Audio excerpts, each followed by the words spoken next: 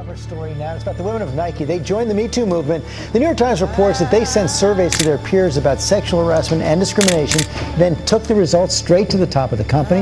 Rebecca Jarvis back with that story. And Rebecca, this led to some real major changes. It did, George. This was a revolt here inside of Nike. The women inside alleging they were passed over for promotions, excluded, marginalized, and sexually harassed. They say they went to HR with these claims, but didn't see any real changes. So they banded together, circulated a secret survey that detailed the damage, then delivered those results to their CEO. And what happened next will surprise you.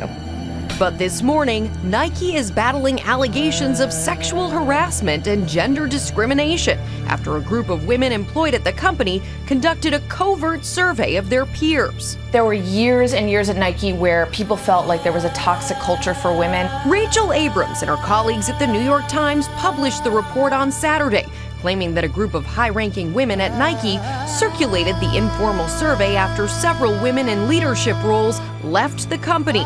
The survey results revealing a toxic culture at Nike. A woman complained about the manager that pushed his way into a bathroom and tried to kiss her. Another complaint that we reviewed talked about a manager who bragged about the condoms that he carried in his backpack and copies of magazines with scantily clad women on the covers. The survey landing on CEO Mark Parker's desk. In March, he announced that his heir apparent and the company's president, Trevor Edwards, would be leaving amid sexual harassment allegations. Edwards is among at least 6 male executives leaving Nike.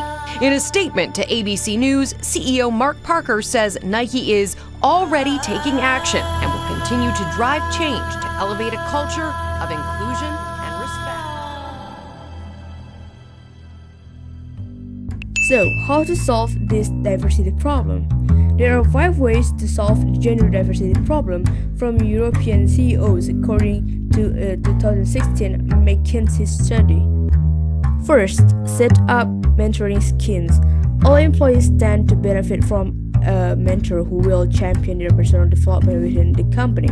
However, the lack of women in leadership positions show that women have much to gain from additional mentorship and support. With the right mentor, women can see that their professional development is being taken seriously, helping them to adopt a growth mindset and seek out new opportunities that will challenge them. Second, make recruitment processes more inclusive. There are a number of ways that companies can attract a diverse pool of candidates. Gender-blind hiring is becoming increasingly popular. This ensures that employers evaluate candidates' application based purely on their skills and experience without letting unconscious biases influence their decision. Another technique that can be employed is writing job descriptions so they are more inclusive. Phrases with masculine connotations such as aggressive, determined, and rockstar have been shown to deter women from applying to jobs. Third, offer flexible working. For women with children, flexible working is proven to keeping career momentum and progressing up the corporate ladder. By providing access to flexible working options, companies are much more likely to retain more experienced women who might be eligible for senior positions. This can also prevent discriminations against older women.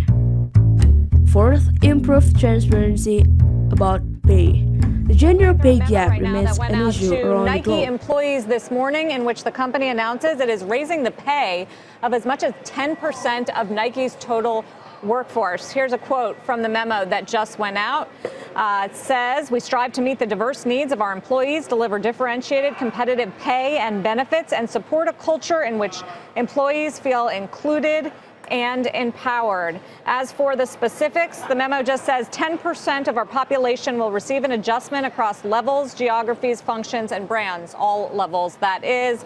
They're also offering a sort of different way to measure performance as it relates to bonuses, including company-wide performance versus team and individual, and a little bit more stock choices. This was first reported by the Wall Street Journal, which is citing about 7,000 workers to receive increased pay.